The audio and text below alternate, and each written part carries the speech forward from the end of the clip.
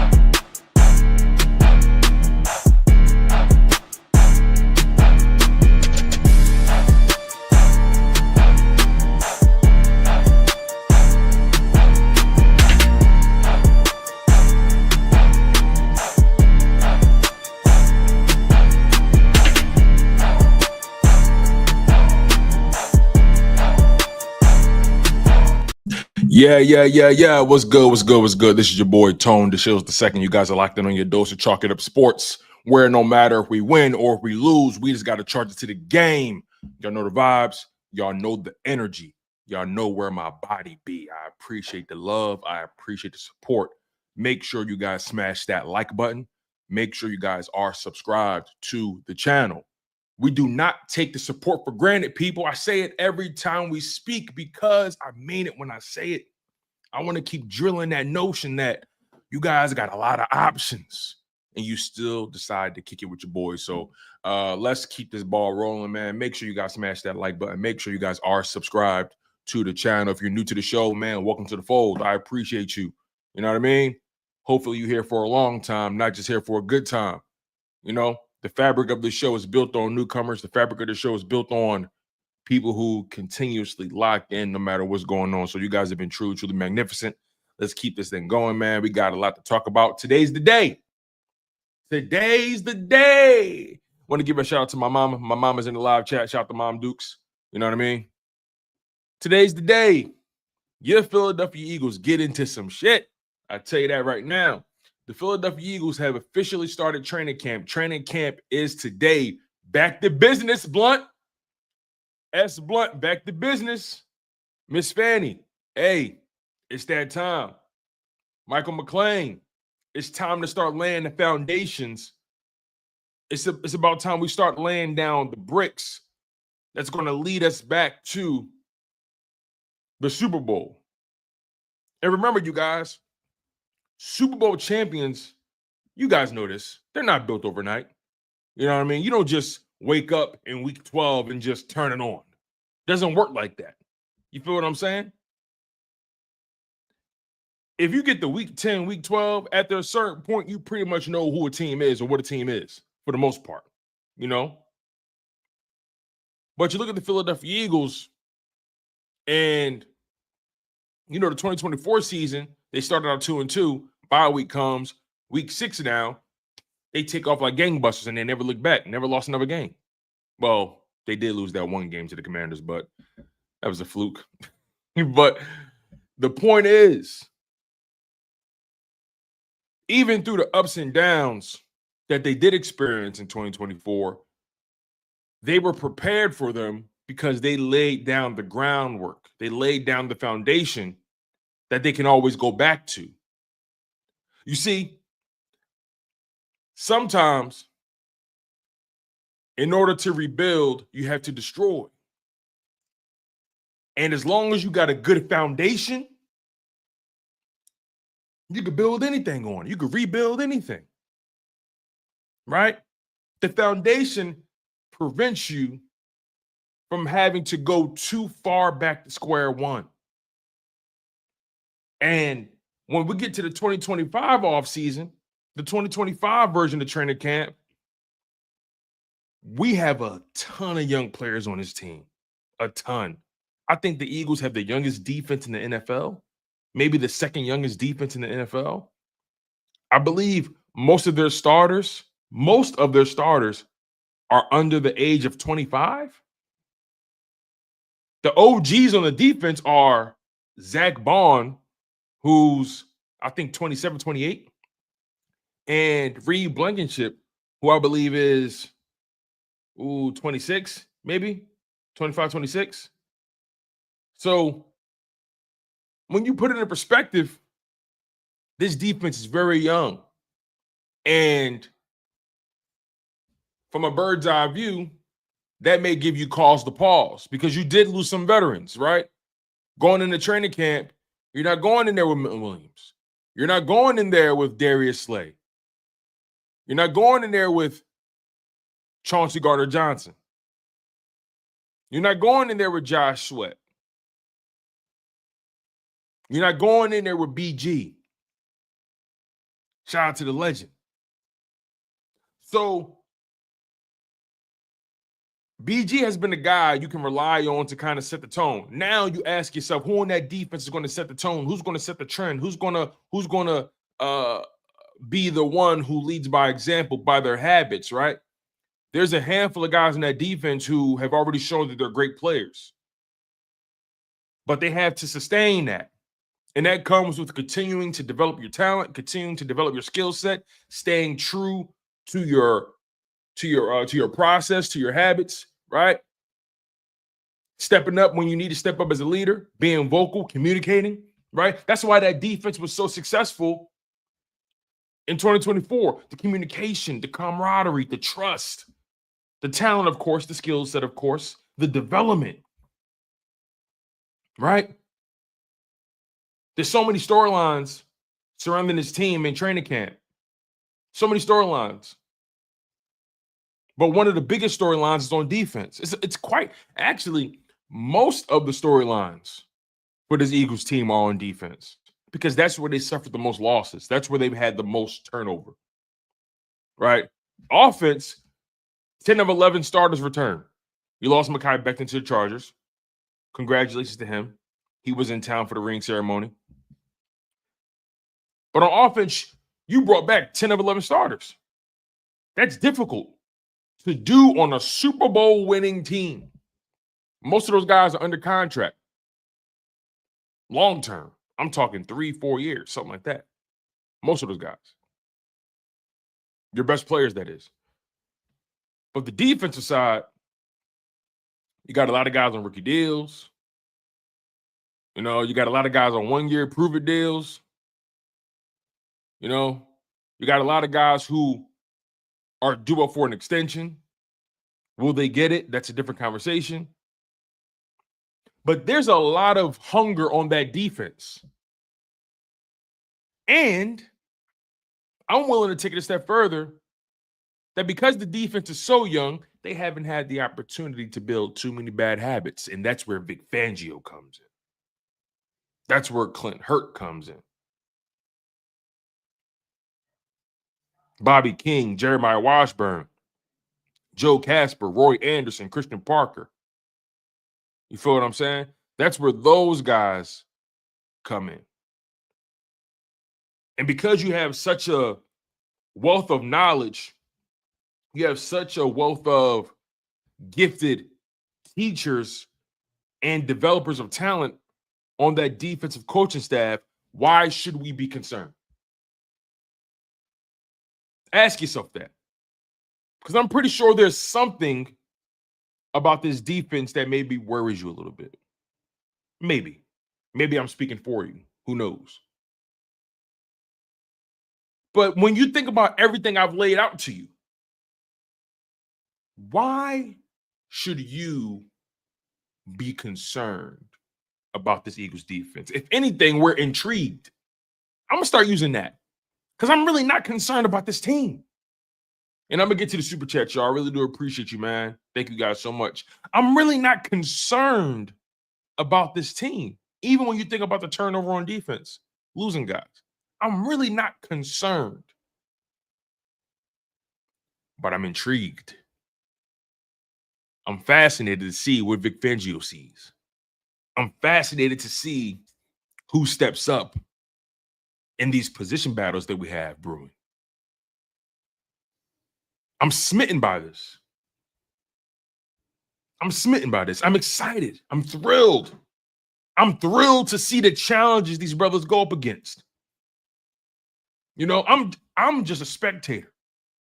I'm just an onlooker. You know how they always say people love to watch a car crash? Well, people also like to see houses being built. You know? You see, you guys may laugh at this, but one of my favorite things to watch on Instagram are horse breeders or horse trainers or farmers replacing the horseshoes of their stallions or their colts, right? Or their horses, to put it plainly. Well, that's one of my favorite things to watch on Instagram. I love watching farmers and horse trainers change the horseshoes on their animals. Because you see the detail. You see the intricacies. You see the patience they have. You see the tender love and care and the focus they put into making sure that this horse is well taken care of. They can live a comfortable life. They're healthy, right? That's the thrill I get. It's the same thrill, the same feeling I get watching the Eagles do what they do. I love watching the attention to detail.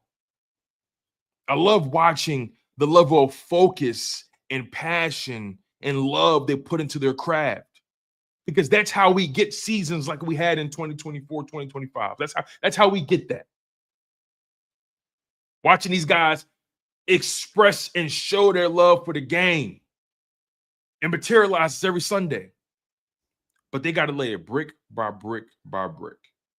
Let me get to some of these comments, some of these super chats real quick, and then we're going to get into some of these storylines, you guys. I appreciate the love. I appreciate your patience, and I definitely appreciate you guys locking in on the content, especially on this Tuesday afternoon. Shout out to you guys who are probably at work still. You know what I mean? Maybe some of you guys are going in for that lunch shift. Also, shout out to you guys who are probably on a break.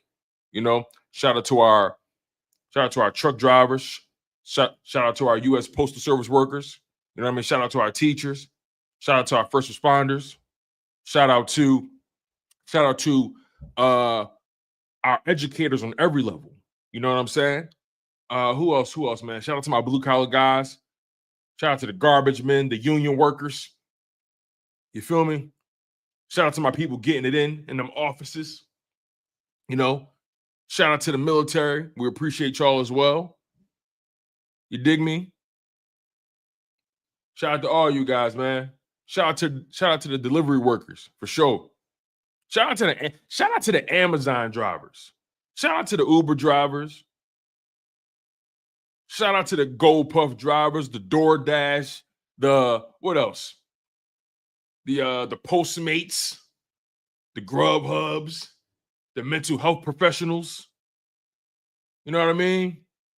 Shout out to all y'all, man. We appreciate y'all. Let me get to some of your comments here. Once again, my name is Tone DeShields II. You guys are locked in on Chalking Up Sports, where no matter if we win or if we lose, we just got to charge it to the game. If you're new, hopefully you're here for a long time and not just a good time. All right, let's see what we got here. Miss Linda Washington. Thank you, Miss Linda, for being a member for as long as you have. I really do appreciate you. says here, training camp has started. I know that's right, girl. I'm excited. You know what I mean? I'm excited. I'm totally engaged with everything going on right now. My guy S Blunt, my OG, one of my loyal supporters and subscribers and members, man. S Blunt is really that guy. So he's really that guy, man. He says, since we lost in the Super Bowl from 2023, we have completely replaced every starter. My biggest question, safety and cornerback 2. Fangio and staff are key. You're right about that. And we definitely touched on that. You're right. The fact that you have Vic Fangio and this staff still in place, like, think about it, you guys. You won the Super Bowl, and the only person you lost, or the only people you lost, were Kellen Moore and Doug Nussmeier. And we kind of expected that. Doug Nussmeier and Kellen Moore were kind of like a package deal. But after winning the Super Bowl, you only lost two of your people on your staff. Granted, important positions, offensive coordinator and quarterback coach, don't get me wrong. But on that defensive side, you were able to retain everybody from a coaching perspective. You had the number 1 defense in football, and you managed to retain the staff. That speaks volumes about Vic Fangio and Nick Sirianni's ability to identify people who are committed to the vision, committed to the goal. That speaks volumes about these guys not jumping at the very first opportunity. They must believe that they could take this to another level. They must believe that they got unfinished business. And it also speaks volumes about the connection these coaches have built with the players. Sometimes, you have teachers, right, who probably could make more money doing different things. But they teach because they love seeing the fruits of their labor. They love seeing kids do well. They love following through with what they put into children, right? They just love seeing it fulfill itself. So they don't chase the bag. They don't chase the biggest opportunity. They love pouring into the youth. They love pouring into their students. These coaches on the defense especially, I think that's them. I think they've built real connections with these players, especially these young guys. These young guys. Quinyon Mitchell, Cooper DeJean, who else? Jalen Carter, Jordan Davis, Nolan Smith, Jalix Hunt, Jeremiah Trotter Jr., Jihaad Campbell, Andrew McCuba, Ty Robinson. I think they look at this. I think they look at this defense and they say to themselves, why would I leave this? This is fun. It's fun coaching kids who actually love the game. It's fun coaching young men. It's fun. It's exhilarating coaching young men who love the game. And they're coachable. They receive it. You feel what I'm saying? Shout out to my man S Blunt. But yeah, safety and CB2 is going to be so fascinating to watch, big bro.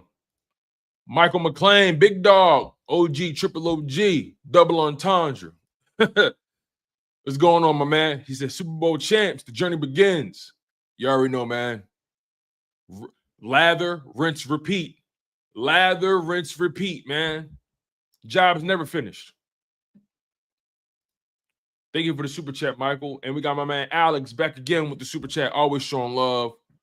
Bart MF Doom Simpson says, Kobe Turner from the Los Angeles Rams said he has our game circled. So does everybody else. So does everybody else. Kobe Turner, we appreciate you. You're a good player, by the way. Kobe Turner's a good player. Let's not even act funny about that. Kobe Turner is a good player. But you're not special, Kobe. You're not special. Everybody has the Eagles circled on their calendar. You're not saying anything remotely transcendent. Okay. We'll see you. What is that? Week 2, week 3? We'll see it when we see you. We'll see it when we see it. You know what I'm saying? It's a marathon, not a sprint. But yeah, shout out to y'all, man. Shout out to Ace Boogie. Warriors Rage, Sweet Chin Music, Pretty Mimi. Appreciate y'all. Brandon Lewis, Toby Cruz, Warv, Jeff Fox. Appreciate y'all, man. No Cuts. The No Cut Sports Podcast. Appreciate y'all, man. Trenton Wright. Bang Eagles Bang. Appreciate y'all, man. All right. So we're going to be here for about 45 minutes to an hour, around there. We're about 20 minutes in. Let's get into some of these storylines here, right? One of the main storylines that I think has everybody excited, intrigued. Like I told you guys, I'm not really going to use the word concern like that anymore. I'm going to try to be disciplined and remove the word concern from my vocabulary for the 2025 season, because we have the recipe. We have the ingredients. All they got to do is get in the kitchen and chef some shit up. And hopefully we like the meal at the end of the night. So I'm trying to remove concern from my vocabulary, but I think the training camp storyline, one of the training camp storylines that intrigues me the most, that fascinates me the most, or maybe fascinates all of us the most, is that safety position battle. That position battle for that starting safety spot next to Reed Blankenship. That's going to be really fascinating to watch, because we were under the impression that this was a 2-horse race. We thought this was Andrew Makuba versus Sidney Brown. That's what we thought.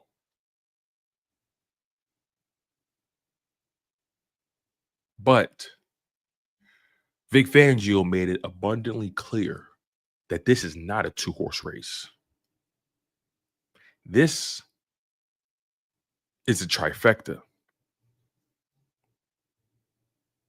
There's 3 horses in the stable, and they all hungry. Tristan McCollum's name is in the fold. His name is in the conversation for that spot. And I know we really love Andrew Makuba. I know we really like Sidney Brown. I know we like those players. I know we're really excited to see those players on the football field.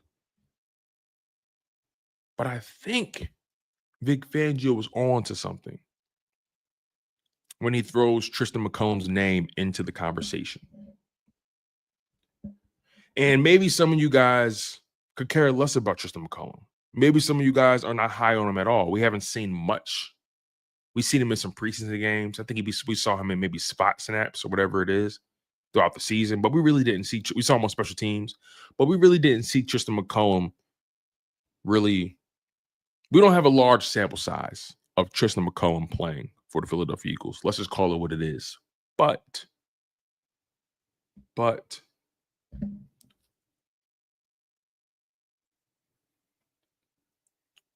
let me say this about Tristan McCollum, because some of you guys are bringing up some instances where Tristan McCollum rubbed you the wrong way. I think Mr. Shakeback brought up something here. He said Tristan McCollum gave up the TD run to Jalen Daniels that lost us the game. I need more. I thought Jalen Daniels threw a touchdown pass to win the game. He didn't run it in. He threw a touchdown pass. Nonetheless, I think your point is he gave up something that you didn't like. That's the bottom line, right? He gave up something. Trenton Wright says Tristan McCollum gave up 2 TDs in the Super Bowl. Look, here's the thing, man. Here's the thing. And I'm going to try to let me put it this way. I'm not trying to sell you on Tristan McCollum,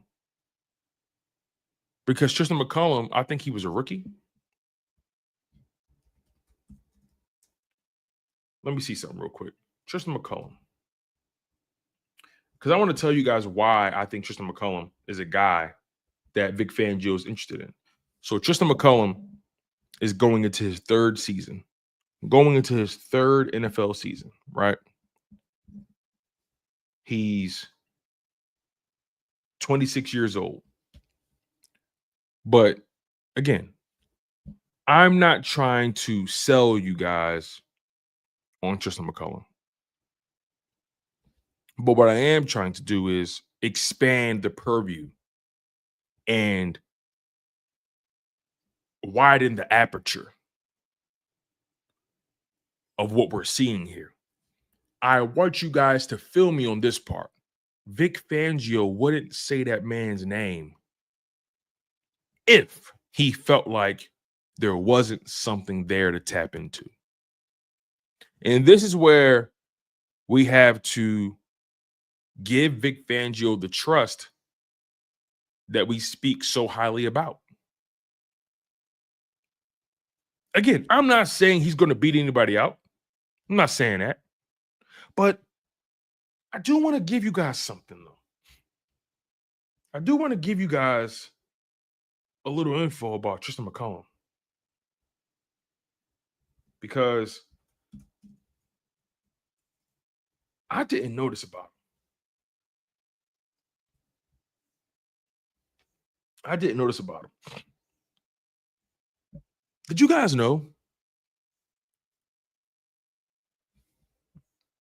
Excuse me, pardon me. Did you guys know Tristan McCollum is 6'3", 195 pounds? Did you guys know that? I know we don't think much about it, but 6'3", almost 200 pounds. Ran a 4.48, I believe. Ran a 4.48 at his pro day with a 37.5-inch vertical. This motherfucker's an athlete. This dude has physical traits.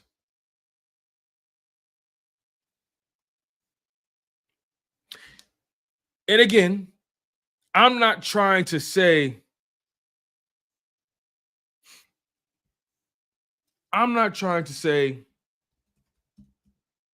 that he's going to be everywhere I look. Tristan McCollum says 6'3".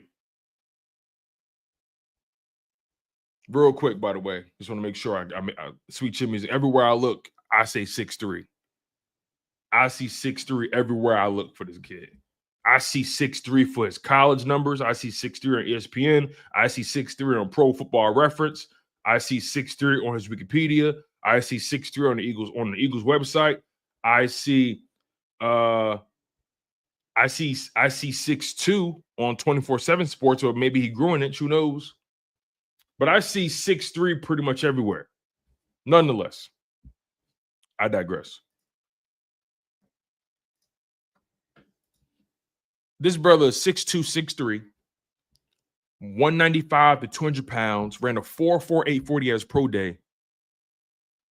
Big dude. And again, I'm not trying to say he's going to beat out Makuba. I'm not saying that. I'm not implying that. I'm not even trying to imply he's going to beat out Sidney Brown. I'm not implying that at all.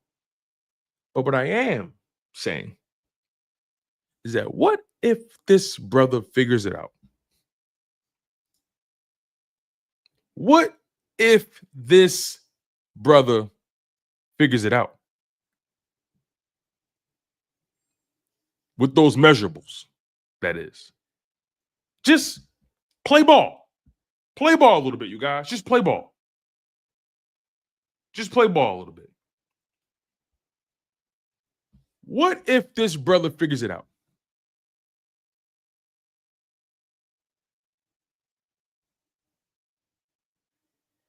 And look, I trust Vic Fangio. I trust Joe Casper, who coaches the safeties. I trust Vic Fangio and Joe Casper and Christian Parker, DB coach, to put the best guys on the field. Alex, you bring up a very interesting angle. Not the angle I was thinking about, but Alex brought up a very interesting angle. And this angle doesn't necessarily affect the 2025 season, but this angle potentially affects the 2026 season. Alex here says, and again, this goes back to my question. What if, with all the measurables and tangibles that Tristan McCollum has, the 6'2", 6'3 frame, close to 200 pounds, ran a 4.4, 840 at his pro day, entering year 3 of his career. The question I asked is, and I'm not trying to imply, again, I want to make sure I make this clear. I'm not trying to imply he's going to beat out Andrew Makuba. I'm not implying he's going to beat out Sidney Brown. But what if this brother just so happens to figure it out? And Alex said, well, then Reed Blankenship may not be here next season. I did not take that angle. He's entering year 3, Yas. He's entering year 3, just like Kelee Ringo. He's entering year 3, just like Nakobe Dean was. You see, we got to be consistent here. We got to be consistent. McCollum is entering year 3. Didn't Nakobe Dean figure it out in year 3? Aren't we hoping Kelee Ringo figures it out entering year 3 as he is in 2025?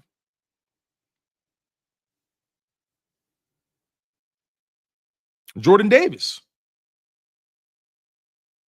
Jordan Davis is entering year 4. Year 3 was the Super Bowl year. Didn't Jordan Davis take his game to another level in year 3?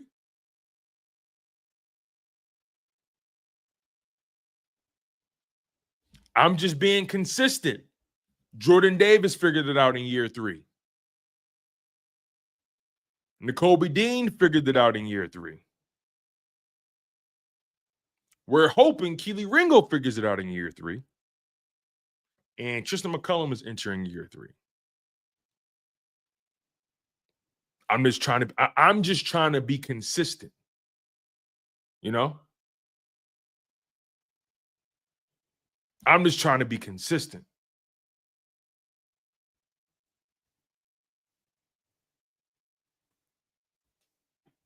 So, you know, we'll see what Tristan McCollum does. You know, I'm not like on like the Tristan McCollum bandwagon or anything, but listen, I like to look at the entire roster, you know, and just try to play around with some scenarios. That's all. And also, Vic Fangio gave us the tea. Vic Fangio was the one who gave us this nugget of information. I was like, y'all, Makuba or Sidney Brown. Hey, if I'm putting my money on the table, it's gonna be Makuba. I was with all y'all. I'm still with y'all. I still think Makuba gonna be starter week 1. But clearly, according to Vic Fangio, Tristan McCollum is going to have a chance to say something about that. And that's all I want us to equally acknowledge. That's all I want us to equally respect. Is that Vic Fangio is giving Tristan McCollum a fair shot at this thing. And I also trust Vic Fangio to put the best safety option on the field. Let's transition, though, because you know, we spent a lot of time on Tristan McCollum. You know, we talk a lot about Andrew Makuba and the Sidney Brown position battle, right? Shout out to Andrew Makuba, by the way. Andrew Makuba just got his just signed his contract. Andrew Makuba just signed his contract. So all the Philadelphia Eagles rookies are officially signed. It was a weird phase the NFL was in. A lot of the second rounders didn't sign their contracts, which is very interesting, but I digress. Andrew Makuba signed his contract, so now we're good to go. We're all locked in before training camp. And I'm really excited about Andrew Makuba. I think Andrew Makuba is a younger version of Chauncey Gardner-Johnson. Now, granted, that's high praise. That's a high standard to meet. Because no matter what we feel about CJ, he brought the pain. He brought the energy, the juice, the swagger. He brought it, you know. But I think after winning the Super Bowl, you got a lot of guys on this team whose confidence has risen to a new level. And Andrew Makuba being drafted to the Super Bowl winning Philadelphia Eagles, he's going to want to maintain that status quo. He's going to want to maintain the winning ways. He understands he's coming into a situation where we're winners here and we have an expectation. And if you're going to be the best player you're going to be, you're going to have to meet said expectation. You know? I have no idea what the future holds for Sidney Brown. Could Sidney Brown win the job? Sure, it's possible. I think somebody mentioned in the comment section that he may be traded. We'll see if that happens. But regardless, though, man, I think the Eagles in that safety spot, I think they're in a good place, talent-wise, youth-wise. Again, this defense is very, very young, very young. All right, let's get to another storyline real quick. Let's get to another storyline. You know, we've talked about it at length, but again, training camp is today. Training camp has officially begun for your Philadelphia Eagles. So we're here now.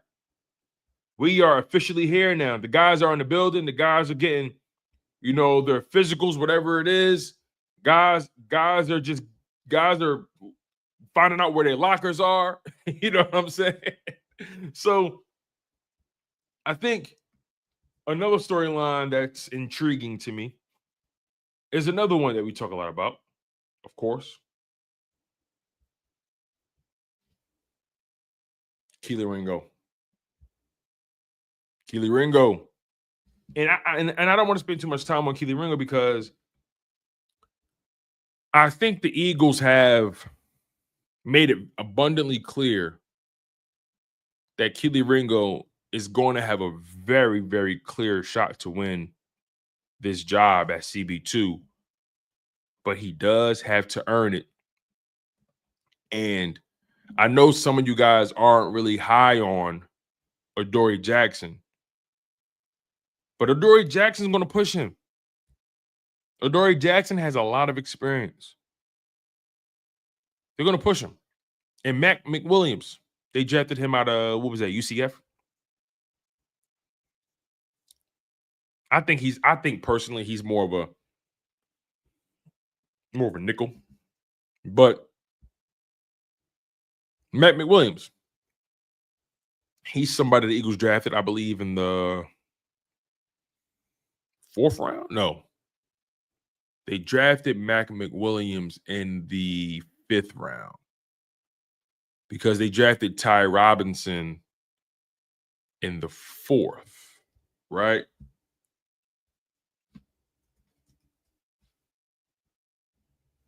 I think they drafted Ty Robinson in the 4th. Yes, they did. So, yeah. I think Kelee Ringo, after going through what he's been through these past few seasons,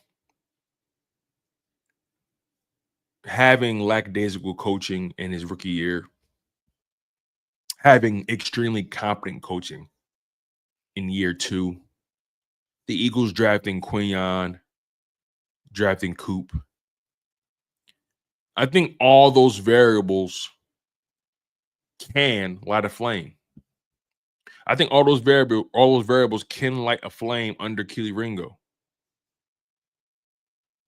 Because you see what Quinyon did in year 1. You see what Cooper DeJean did in year 1. Kelee Ringo,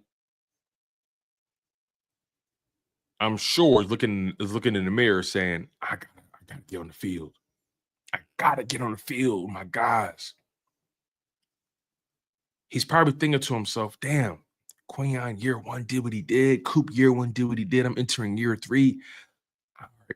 I can't be fucking around out here. I gotta be on my P's and Q's. Every detail, every step, every drill, every rep, I gotta win it. Every opportunity I get to face AJ, I gotta win it.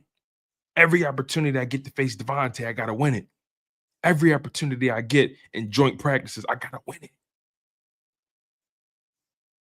I'm telling you. I'm telling you, Kelee Ringo looked at Quinyon and Coop coming in year one, did what they did, and said, damn. I'm telling you. I believe that. Because that's what I would do. That's what I would do. I'd be at that motherfucking sideline like, hey, yo, Q. What's in the water? What kind of cleats you wearing? Hey. What kind of food you eat? What time? Okay. How much? Okay. What time you go to bed? All right, cool. Check. All right. Hey, Coop. Hey, Coop. Where the hell you learn how to play corner like that?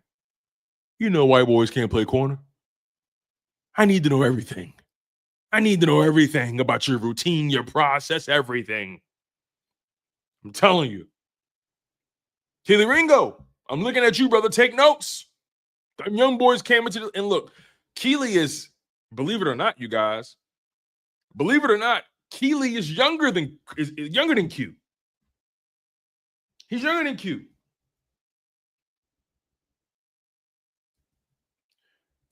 I think, and Cooper DeJean is what?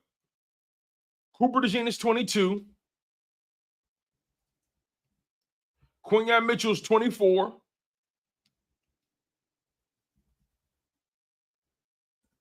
Kelee Ringo's 23. So Coop 22, Ringo 23, Quinyon 24. I know Kelee looking at him, look like, damn. Sheesh, year one, they got on the grass and did what they did. I got to step my weight up. And I think he will. I do believe Kelee Ringo will step his weight up. I really do. It won't be easy, though.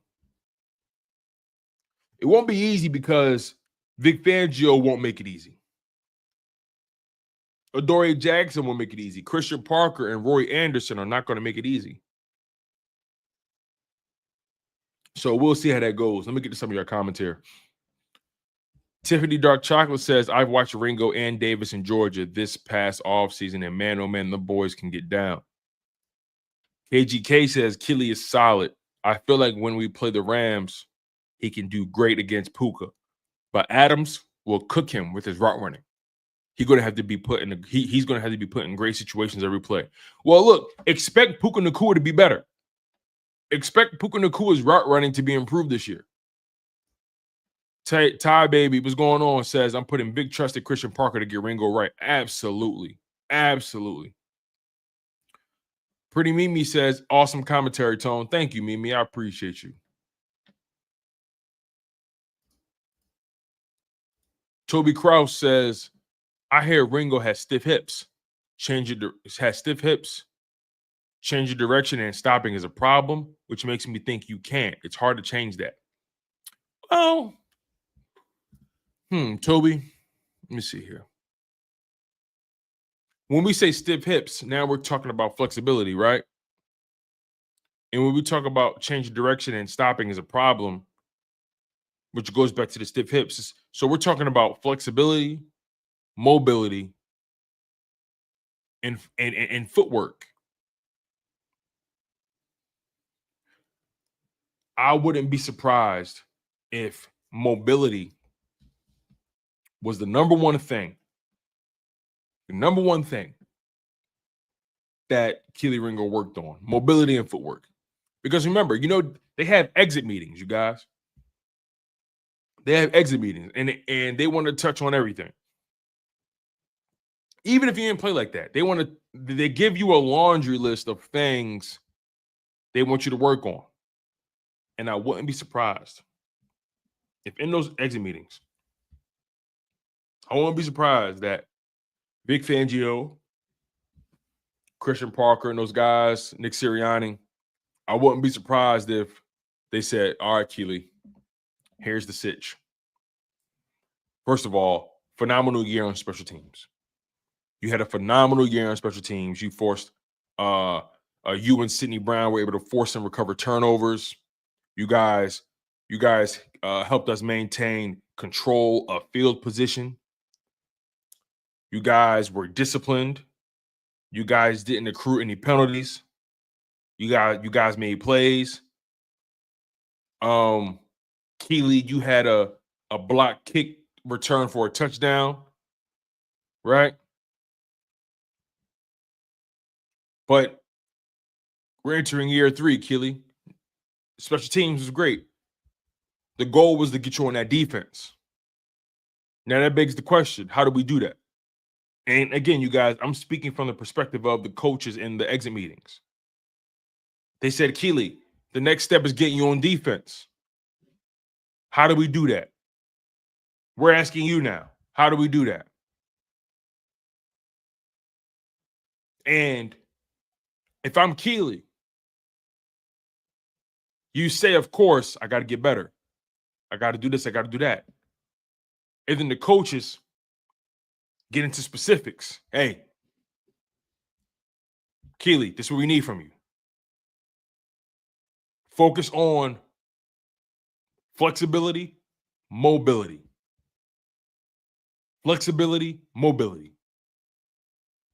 Footwork. Flexibility, mobility. If you can move, if you could plant that foot and go, if you could drop them hips, if you could rotate them hips and stay in phase, you're always going to be in contention for the ball. Now you have great recovery speed. That's Kelee's superpower. His recovery speed, his length, his athleticism. He has the athletic gifts to be able to stick with anybody. But he has to be able to stick with everybody, if you follow me. You don't want to get lost in the sauce. Mobility, flexibility, footwork. I wouldn't be surprised if that was the conversation.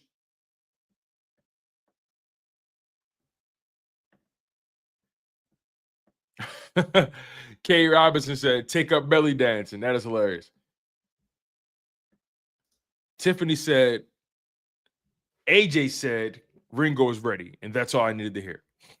Hey, I feel you on that. And remember, whenever Vic Fangio was asked about Kelee Ringo, you know what Vic Fangio said, right? Does anybody remember specifically what Vic Fangio most recently said about Kelee Ringo? Does anybody remember what he said? They asked him about Kelee, and he was pretty confident saying this. Worf says, also, we would have brought more competition in if Fangio wanted to. They believe in him. I think they do too. Sweet Chin Music, he just needs the reps. KGK, he needs reps. K. Robinson, he just needs the reps. Toby Krause, reps. Skeptic Form, he needs more playing time. And that's interesting to me because he didn't get into, because, Vic Fangio is a guy who's going to tell it like it is. And if he doesn't want to speak on something, he won't talk about it. We all know that about him, at least from this season. We know that. He had no problem speaking about Bryce Huff. He had no problem criticizing the Kobe Dean. He had no problem talking about any of those guys. Jordan Davis's conditioning, and so he doesn't mind getting into detail. But when he spoke about Kelee Ringo, it wasn't even too much needed to be said. He said, "Oh, the kid just needs reps." He says we need to get him to the point where we're able to see him play a continuous game of football. We're not just talking about a drive there or a rep there, a full game of football. He just needs the reps. And he'll be fine. Reps breeds repetition, routine, confidence. When I hear he needs more reps, I hear helping building his confidence, helping to build the process and the routine, getting him on the field so he can get familiar with what he's seeing on a week-to-week basis. There's only so much you can learn from the sideline. There's only so much you can learn in practice. At some point, you got to get into the war zone. At some point, you got to bust your gun. So when Vic Fangio says all he needs is reps, that stands out to me. That stands out.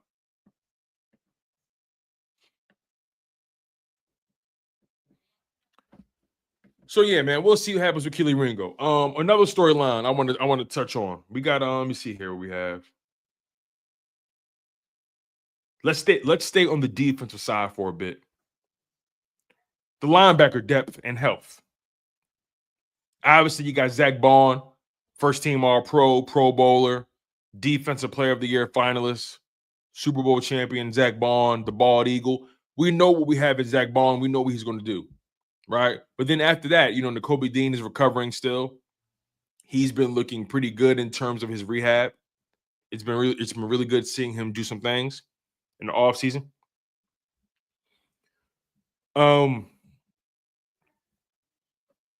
Obviously they drafted Jihaad Campbell, and Jihaad Campbell is somebody that we believe is supremely talented. And I think I spoke to my man, Coach Marcus, about this. Coach Marcus from Pro Fan Talk. Make sure you guys go lock in with Coach Marcus on Pro Fan Talk. He's an amazing content creator. I think I spoke about this with him. I think I had a hot take and a bold prediction where I said Jihaad Campbell not only will win Defensive Rookie of the Year, but I also believe Jihaad Campbell can become the best player on the Eagles defense. Maybe you guys agree or disagree with that. Obviously, Jalen Carter is our most talented defensive player, right? Zack Baun is obviously great. Your two best defensive players are clearly Jalen Carter and Zack Baun right now. That's not even in Quinyon, which honestly is tough because you got Quinyon and Coop. It's difficult. But your four best players on defense are obviously Jalen Carter, Zack Baun, Quinyon Mitchell, Cooper DeJean. Those are your four best players on the defense. But I don't know. I got this feeling. I got this feeling that Jihaad Campbell, with the size, the athleticism, the film that we saw about him, the highlights, and I got this feeling that Jihaad Campbell can potentially become the best player on the Eagles defense because of his versatility and the ability to rush the passer and drop back in coverage, and you can use him in so many different ways. My man S. Blunt says, do you mean in 2025 or long term? I'm talking long term.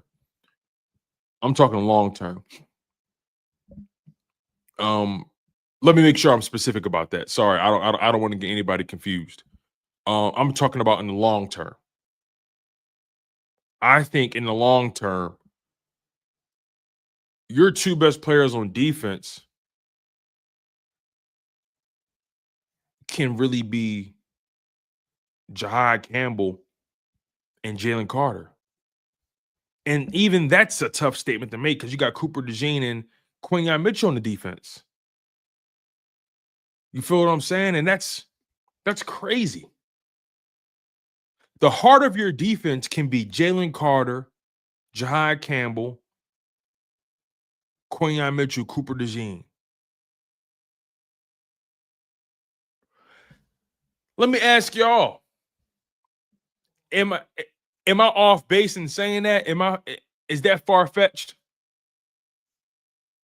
Jihaad Campbell potentially becoming the best player on the Eagles defense over the course of, the long term, a few seasons, the first 3 or 4 seasons.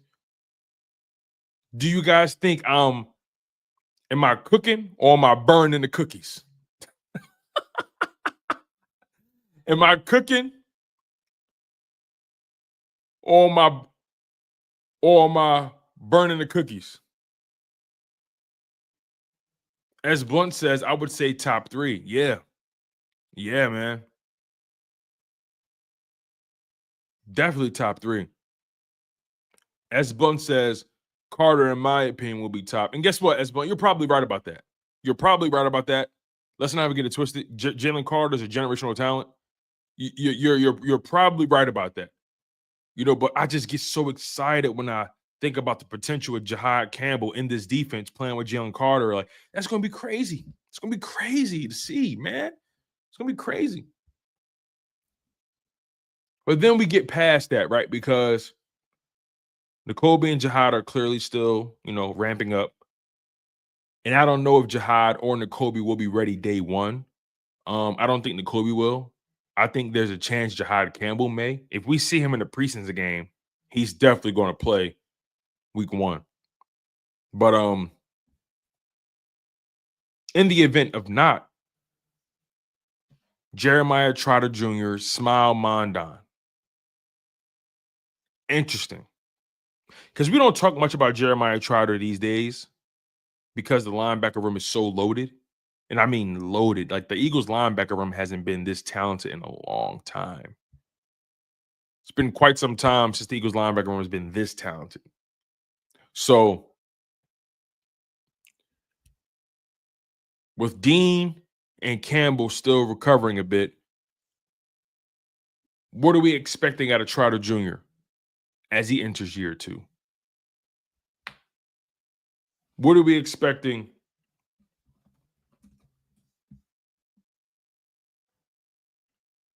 What are we expecting out of Smile Mondon in year one? Because Trotter Jr., he's a great special teamer, and he's a Super Bowl champion, right? I just don't know where Trotter Jr. fits in terms of when guys get healthy. That's going to be something interesting to watch. Let me get to the super chat here. My man Alex said Howie added some defensive line depth earlier today. Another training camp body. Let's see who this is. All right, so the Eagles are signing free agent veteran edge rusher Ogbonia Okoronkwo. Ogbonia Okoronkwo. Very difficult name to pronounce. Very difficult name to pronounce. But they're signing a veteran edge rusher. It says here, Ogbo. They call him Ogbo for short. Or Obo for short, excuse me. Obo played college football at Oklahoma before being selected by the Los Angeles Rams with the 5th round pick in the 2018 NFL Draft. After missing his rookie season due to a foot injury, Obo logged 4.5 sacks, 5 TFLs, and 16 quarterback hits in 39 games played over the next 3 years. That's not really that impressive. Obo left LA after their Super Bowl win to join the Houston Texans, where he produced 5 sacks, 9 TFLs, and 11 quarterback hits in 8 starts over 17 games. Okay, now we're talking. Now we're cooking.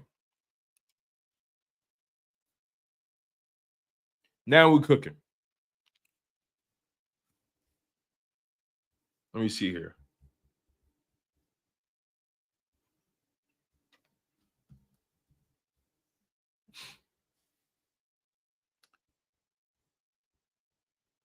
Let me finish reading this.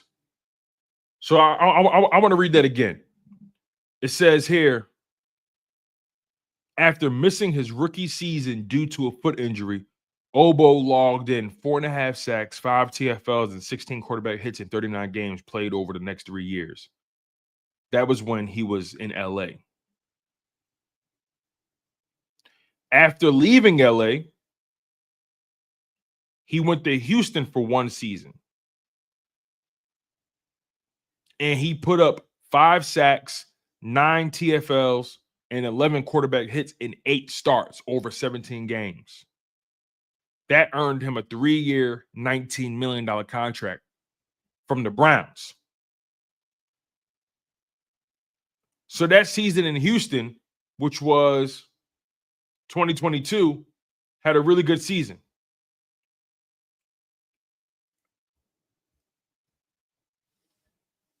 Then in 30 games played over 2 seasons with the Browns, Obo posted 7.5 sacks total, 17 TFLs, and 14 quarterback hits.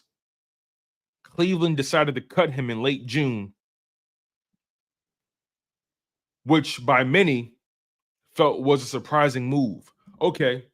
All right. So there's an article here, or there's an excerpt here written by Dogs by Nature, which is basically let me make sure I got this right here. Dogs by Nature is an SB Nation platformed article or publication that covers the Browns. They're basically the Bleeding Green Nation of Cleveland, right? And according to the writers over there at Dogs by Nature, who cover the Browns, it was written by Matt Wilson and Jared Mueller. They were surprised that the Browns cut Obo. It says, although it may be seen as a shocking move to some, there was always a possibility that the team could part ways with Obo this offseason due to his contract structure. The Browns freed up an extra $3.4 million in cap space by doing so, and were able to add multiple other versatile pass rushers this offseason. Obo and his attitude will be missed in Northeast Ohio, but it's safe to say that guys like Joe Tryon Shonika, Mason Graham, and Malik Collins should help soften the blow from an on-field standpoint, both inside and out. Let me see what else they wrote here about him.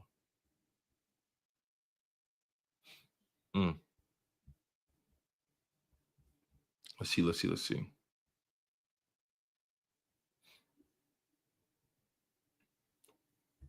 So, Obo, I'm looking at his numbers here. 2024, in 2024, he had 5 starts, 3 sacks and 5 starts. Or let's just call it what it is. 3 sacks in 16 games, 4.5 sacks in 14 games in 2023, 5 sacks in 2022. So if I'm looking at this guy's production, right? He's likely rotation potential. He's here to push. Right? So far at the edge rusher position, you have Nolan Smith, Jalen Hunt, Azeez Ojulari, Josh Uche, Antoine Powell-Ryland. You bring in this new guy. You also got other guys as well. But, those are the main guys. So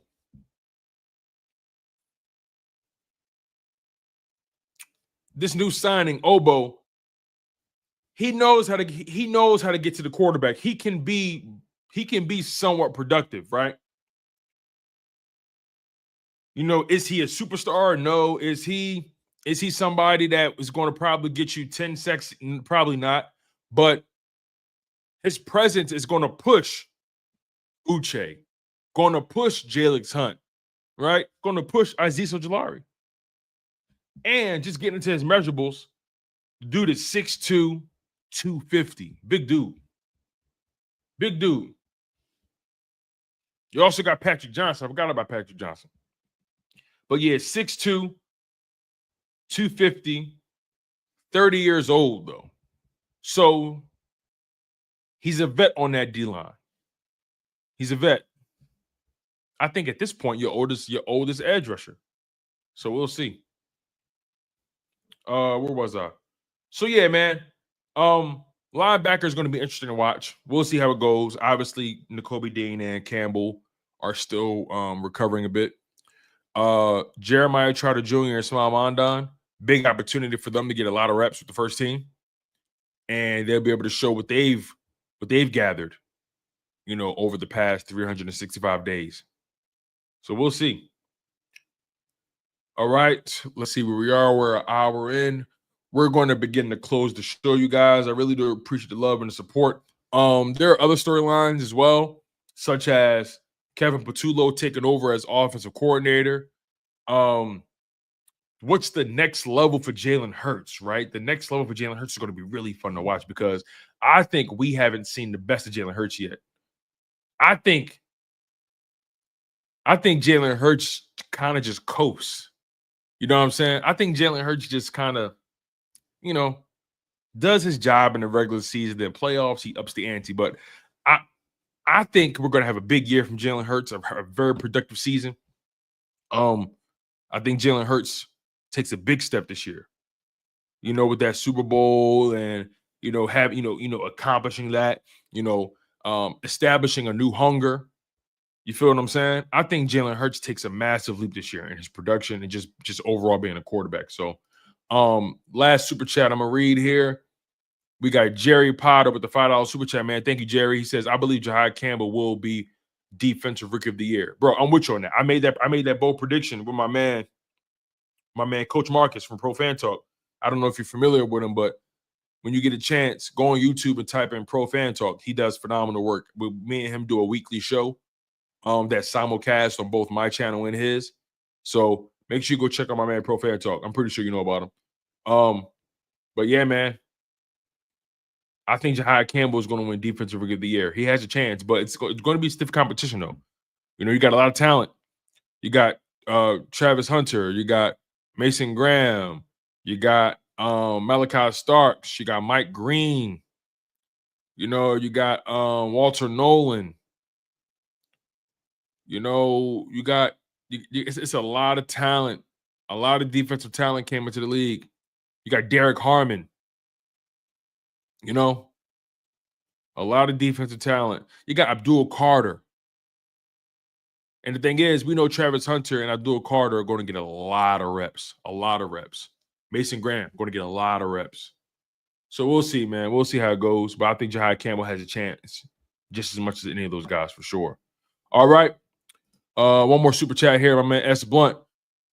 Thank you for the super chat, brother. He says, Hunt is the Sweat replacement. Look at Sweat's year 2 versus what we project out of Hunt.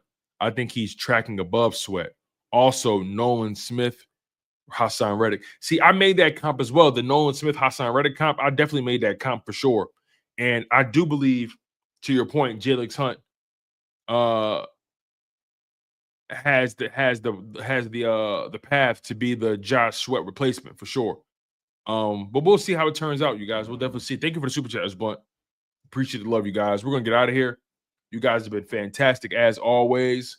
Make sure you guys smash that like button. Make sure you guys are subscribed to the channel. Make sure you guys continue to stay active as well, where we have content on Instagram, TikTok. Just make sure you guys type in @chalkitup_sports. I'm always posting something on Twitter as well. I'm on X, always giving my opinion on whatever it is. I'm always giving my sports opinion, always giving my opinion on music, giving my opinion on movies as well. I love our culture, you guys. I love Black American culture. I love film culture.